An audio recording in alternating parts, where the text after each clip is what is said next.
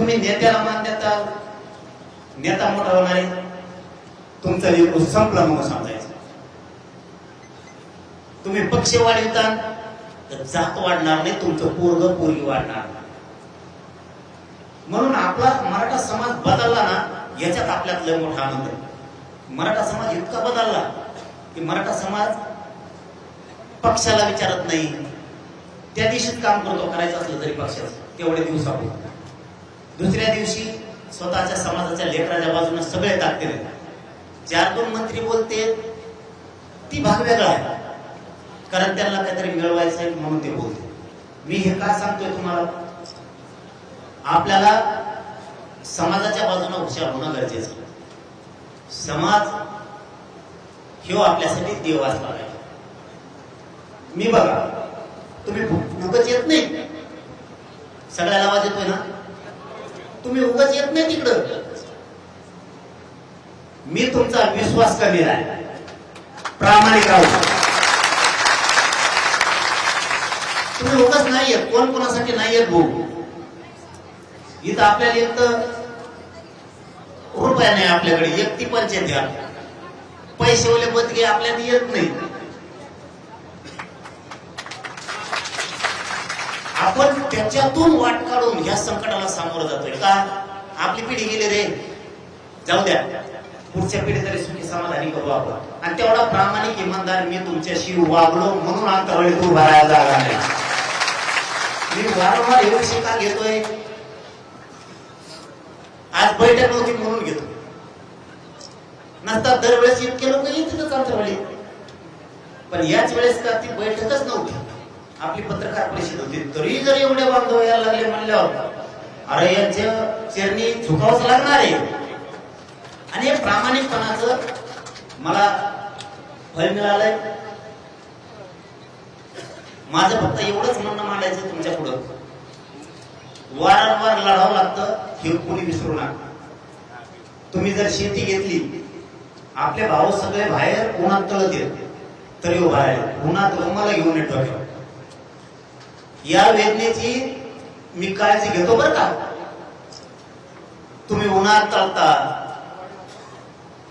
तुम्ही पावसात झोडपता, मुंबईत झोडपला, पण हटला नाही त्याला मराठा म्हणतात. गाड्या घेऊन पळाला तुम्ही काय बेकार पोटे द्यायला तुम्ही काय मुंबईत पळत होते. मला पाहिले ते कळत, ते पोलिसाचं बॅरिकेड त्याला चाक असते म्हणून ते पळत होते. अरे बेजार जाते ना. मुंबईत जिवंत केली तुम्ही, जिवंत विचारानं जिवंत केली.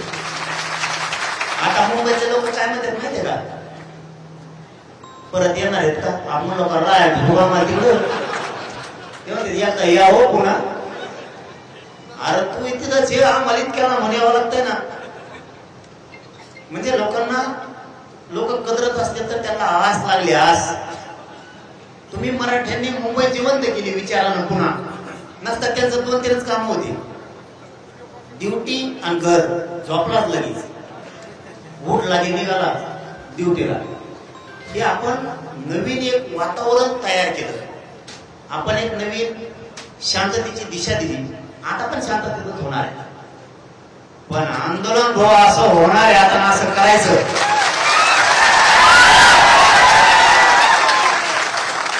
पुन्हा मात्र फडणवीस साहेबाला चारही दिशात काही दिसलं नाही पाहिजे, नुसते मराठी दिसले पाहिजे. माझं फडणवीस साहेबांबद्दल वाईट मत नाहीये, पण माझ्या समाजाचं वाटलं होणार असलं तर मी तुम्हाला कोणालाच मुचिणार नाही. मला मित्र नको, मला मंत्र्यांशी संबंध, मला माझ्या समाजाच्या लेकरांच्या चेहऱ्यावर आनंद बघायचा, मला ते सुखी समाधानी बघायचं. त्यासाठी मी जीवाचं रान केलंय. मी इतकी शरीराची झीज केली की मी विचार नाही करत. मला जगायची इच्छा नाहीये, खाऊन जगायचं नाहीये. मला समाजाचे लेकरं सुखी समाधानी करायचे. तो रिझल्ट दिलाय मी समाजाला, म्हणून समाज एका बाजूला तो रिझल्ट दिला नसता समाज उभा राहिला नसता. मी फडणवीस साहेबांना दोष नाही देत.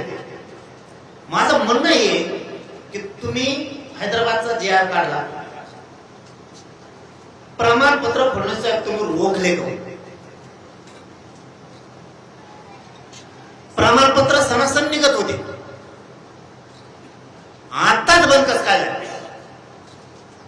फडणवीस साहेब तुम्ही जरी मंत्री असलात तरी मराठ्यांनीच केलेले ते ध्यानात ठेवा. तुम्हाला वाटत तुम्ही हुशार आहेत, पण गोरगरीब शेतकरी मराठा सुद्धा लय हुशार आहे, तुम्ही विसरू नका. तुम्ही